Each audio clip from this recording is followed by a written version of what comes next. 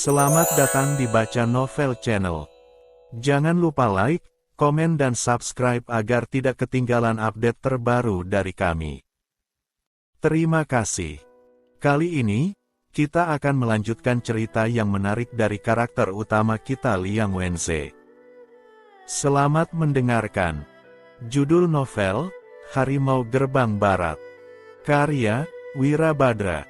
Judul bab 5, 3 hari. Para pendengar, waktu berlalu dengan cepat. Tak terasa, 3 hari telah berlalu sejak malam berdarah itu. Ya, 3 hari. Dan 3 hari itu tidak dibiarkan terbuang begitu saja oleh Liang Wenze. Di hari pertama, ia berbaring sambil berpikir. Bukan tidur, ia tidak bisa tidur. Matanya mungkin terpejam, tapi pikirannya bekerja tanpa henti, menyusun ulang semua yang ia ketahui tentang malam itu menjadi sebuah garis yang masuk akal. Siapa yang bergerak? Dari mana? Mengapa sekarang? Dan bukan 6 bulan lalu atau 1 tahun ke depan? Jawabannya kembali ke hal yang sama, ada sesuatu yang akan berubah dalam waktu dekat. Sesuatu yang membuat mereka merasa harus bergerak malam itu dan tidak bisa menunggu lebih lama. Apa hal yang mendesak itu?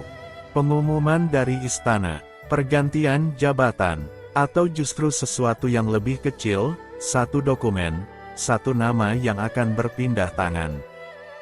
Ia belum tahu, tapi Wenze mengerti bahwa meskipun belum memiliki jawaban, memiliki pertanyaan yang tepat dapat menuntun pada kebenaran.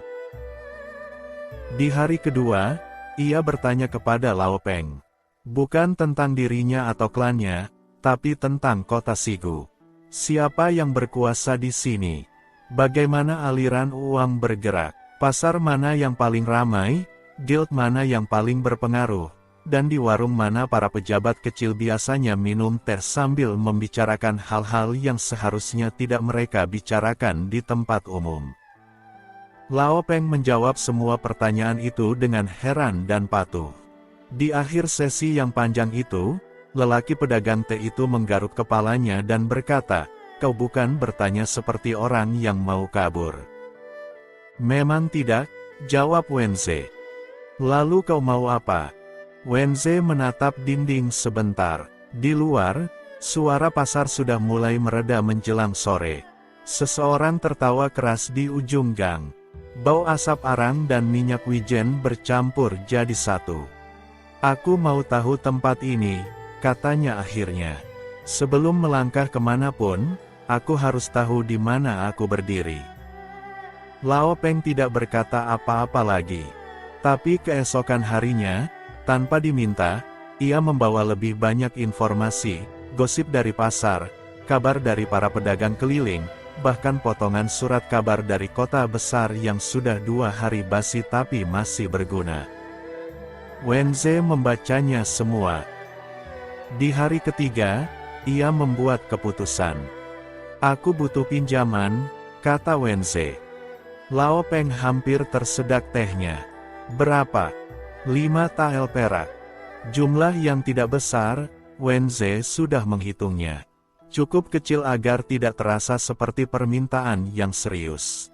Cukup besar agar Lao Peng tahu ia tidak main-main. "Aku punya 20 tael sendiri," lanjut Wenze. "Tapi aku tidak mau memakai semuanya sekaligus. Uang sendiri harus disimpan seperti cadangan terakhir. Jika aku memakai uangmu dulu, aku punya tekanan untuk mengembalikannya, dan tekanan itu bagus untuk memastikan langkah pertamaku tidak salah." Lao Peng menatapnya dengan ekspresi yang sulit dibaca. Kemudian ia tertawa pelan, bukan tawa yang meremehkan, tapi tawa orang yang baru saja melihat sesuatu yang tidak ia sangka. "Kau meminjam bukan karena butuh. Kau meminjam karena kau mau punya alasan untuk tidak ceroboh."